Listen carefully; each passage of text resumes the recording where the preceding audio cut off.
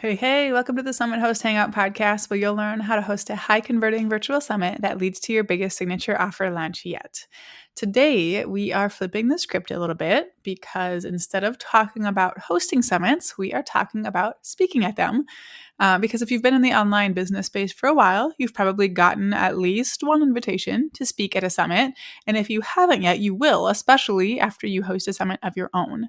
And, I think especially as we're getting started, our first instinct is always to say yes, right? I mean, speaking opportunities are good for business, right? More exposure, more leads, more visibility. What could go wrong? But actually, quite a bit can go wrong if you're not careful about which opportunities you say yes to. I think how careful you have to be here, maybe it's not quite as important if you are earlier on in business and just trying to get the hang of things, getting some experience, learning how things work, etc. But the busier you get and the more you have to protect your time and energy, the more important this gets. And I learned this lesson the hard way, that you really need to be careful about the opportunities you say yes to, not just because of your capacity or the results, but also because of your experience. And I recorded an episode about this a few years back. I'll let you find it if you want to. But a few years ago, I got invited to speak at what I assumed would be a legitimate summit, mostly because it was being hosted by someone who teaches summits and at the time was a bigger deal than I was. The host had a pretty decent following. The topic was obviously very relevant to what I do. It was about summits. So I thought, of course, why wouldn't I be a part of this? I have to be. But from the beginning, there were red flags that I chose to ignore. I remember as a speaker, there were different tiers we could purchase into. And based on what we purchased, we would get different levels of exposure at the summit. And it wasn't even sponsorships. It was things that should have been included for all speakers. The host was also just into these really aggressive bro marketing tactics that, didn't align with my values at all. I feel like I wasn't as aware of my values at the time, so that didn't help. But looking back, it's duh, that was not a good fit for you. The promotion requirements were also very intense from the start. I just, figured I could handle it. I wanted to be a part of the summit. But with that, when I saw those requirements, I told the host when I would be available to promote, because I had my own summit happening, I want to say it was a week after his. And so I had a very specific timeline that worked with my schedule because I had to focus on my summit first. And I told them that from the beginning. But before that date even arrived, I started getting messages that were basically threats. He told me I'd be removed from the summit if I didn't start promoting, even though we were, again, still days away from when I told them I would be able to promote. And that's when I just realized, oh my gosh, this person does not value their speakers at all. This is really gross. I don't need to be a part of this. They didn't respect boundaries. And honestly, at that point, I had found out that there were over 100 speakers at the summit. So I was I'm not going to get anything out of this anyways. So I actually ended up withdrawing from the summit, but not before it caused a bunch of unnecessary stress. It took up valuable time I could have spent on way more important things. And then that person ran my name through the mud because I withdrew from the summit. So that's one thing, right? And that's a very extreme case. I would say most of the time when you have negative experiences at a summit, it's not going to be nearly that bad, but it's something you want to avoid if you can, right? And if we look at it from another angle, yes, there are the summits that give bad experiences, but there are also summits where you're not going to get good results, right? I've spoken at lots of summits where I've gotten 0 new subscribers, 10 new subscribers. Meanwhile, I've had other speaking opportunities that brought in hundreds of qualified leads. And the difference there is knowing which opportunities are going to bring you those results before you say yes. And again, I get it. When someone invites you to speak, it feels good. It's validating. Someone sees what I'm doing. But not all opportunities are created equal. And that's what I want to talk about in the episode today. Some will waste your time. Some will drain your energy. Some will leaving what's wrong with my business? Why didn't anyone sign up for my list? What's wrong with me? Others will grow your email list with perfect fit subscribers, create awesome long-term relationships, and actually generate revenue for your business. And you need to know how to spot the good opportunities and really developing the confidence to say no thanks when it comes to the not so good ones. So recently, since we created our Ultimate Summit Speaker Handbook course, I have been much more intentional about evaluating my speaking opportunities and where I get the best results so I can help speakers more. And I ended up coming up with a framework that has worked really well for me for evaluating summit speaking opportunities. It has saved me so much time and frustration. It makes it so easy for me to say yes or no to events. And I want to share it with you today because I know there are people listening who are getting invitations and you're just not sure which ones you should say yes or no to, which ones are going to bring you results, which ones are going to be positive experiences. And this framework I want to walk you through has 3 parts: evaluating the opportunity, kind of looking around for some red flags, and then actually making your decision. We're going to walk through each of them here, but I want to let you know that I also created a new freebie, like in a checklist format with all of this information in it for you. So that way, the next time you get a summit pitch, you can just take literally a couple minutes to scan through the list of red flags and things to look for to make sure it's a good fit. And the more you do it, you'll just kind of internalize this and you won't need to always refer to it each time you get a pitch. But you can grab that at the link in the show notes, or you can head to summitinabox.co/summit speaker guide. And there's dashes between each of those last 3 words, summitinabox.co/summit speaker guide. But let's walk through these things. And part 1, like I said, is evaluate the opportunity. So when you get pitched, I want you to look through some things that will tell you whether or not it's a good event to consider. And like the more boxes you can't check here, the more you're going to want to be like, I really don't know if this is a good fit. And I have it broken down into 4 categories. First is the audience and topic alignment for you. You want to make sure that this event is positioned to get you leads and the right kinds of leads. So you're going to look at, is the summit positioned to attract my ideal audience? You don't want it to be some random audience that doesn't make sense for you. It does you no good to get in front of that audience. Is it being advertised to your people? The second part of this is kind of looking at it more closely. What is a summit? What's it about? Who's it being hosted by? How do things look? If they don't have like a good looking social media presence or a good looking webpage, I would ask to be able to see the summit registration page before I agreed to be a part of it.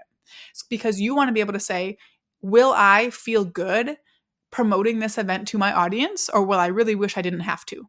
Right? So I want to make sure I'll be happy to promote. You also want to make sure that the summit topic aligns with what you do. Make sure there's no conflicts. Make sure the topics that you talk about in your business align clearly with the overall topic of the summit.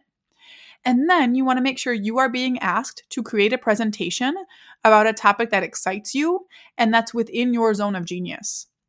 So actually, it might have been like 6 months ago now, I actually received a pitch where someone wanted me to speak about speaking at summits. And at the time, I didn't have an offer for summit speakers. So I said no because it didn't make sense for me to do that.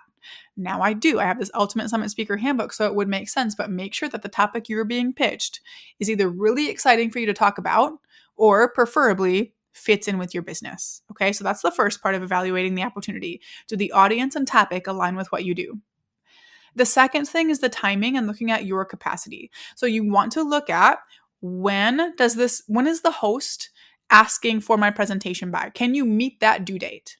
If you're looking at your current schedule and your current capacity, is that going to feel good for you to do? The second thing with capacity is the promo requirement. So look at how many emails and social media posts the host is requiring and see if that, number 1, feels good to you and number 2, fits in your promo calendar.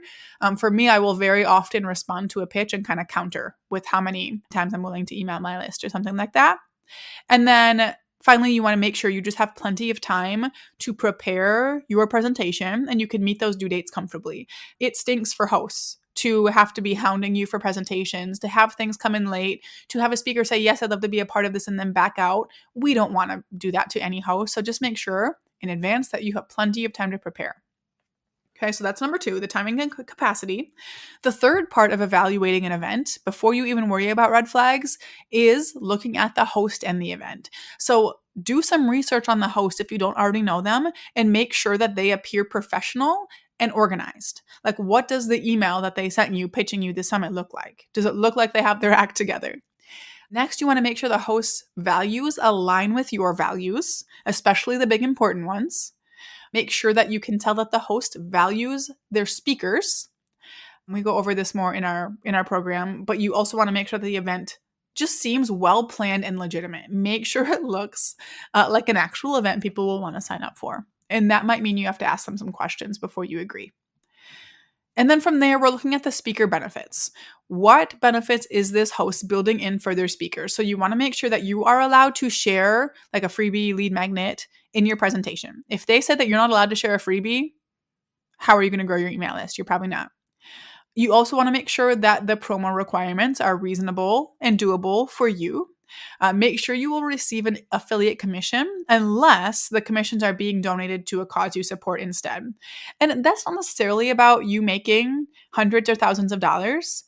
I want to make sure that the host understands that they could not host this summit without you. They could not make any money without you. If you're going to promote, you deserve some commission.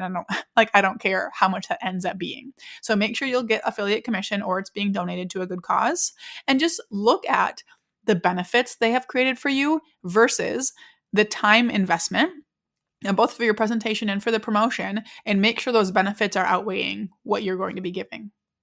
Okay, so look through all of those things to evaluate the actual opportunity before you say yes. And again, if you have a lot of boxes unchecked there, it's probably a good event to say no to.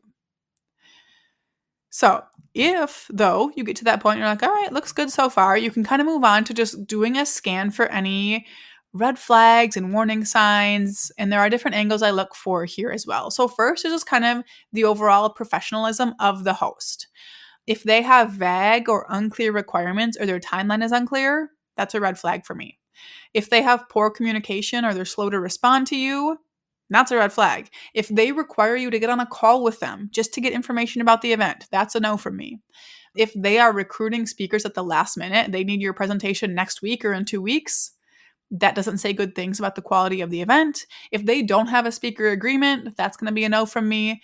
And if they just seem unorganized in the initial way they're reaching out to you, that is something to look out for, because if they can't even get their act together when it comes to pitching their speakers, that does not say good things about a very complex event that they are trying to host. And we don't want them appearing unprofessional to reflect poorly on you. The next thing to look for are some things around event quality. So look for events with too many speakers. I mean, really what that actually means is up to you. If I saw an event getting up towards 40, I would really evaluate if I wanted to be a part of it. Like I said before, I was in an event with over 100 speakers, and that's just not worth it for a single person. So the more speakers someone has, the less likely you are to get a good amount of attention. So look for that. If their target audience or summit topic are very vague or unclear, they're not going to have a successful event. So look for that. And if they seem to have unrealistic timelines or expectations, that is something to look out for as well. My next set of red flags here comes around values alignment. Like we said before, we want to make sure the host values align with yours. So if they don't, that is a red flag. If they treat their speakers like they as the host are doing the speakers a favor, that's a red flag. No, I would say if anything, you're doing them the favor. If they have heavy requirements outside of the presentation, so it's like, I need your presentation, I need 3 emails, I need a worksheet, I need you to come live to this thing. If you have a whole bunch of requirements, weigh your schedule, but the more you have to do, the less overall return you're technically getting from the event. And if you have a gut feeling at all saying something is off, that is something to listen to. Okay, so if there's something you're not liking about their communication style or things you're seeing from them on social media or messaging for the event, really, really trust that, because that's going to really make it into an event you're not excited to promote or put any work into. I also have some red flags around content and rights. So if they are demanding exclusive or unlimited rights to your content, that's a no. If you are not allowed to share a freebie or lead magnet, like I said, that's a red flag.